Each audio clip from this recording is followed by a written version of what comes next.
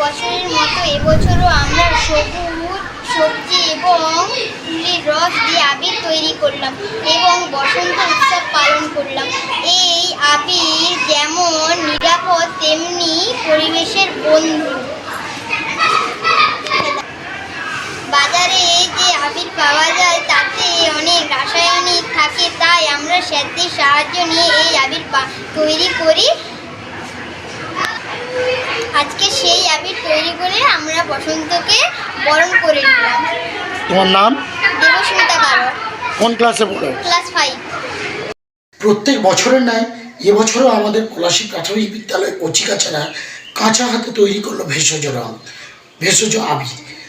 তারা অ্যারোরুটের সঙ্গে বিভিন্ন শাকসবজি এবং ফুলের রস মিশিয়ে এই আবির বানালো।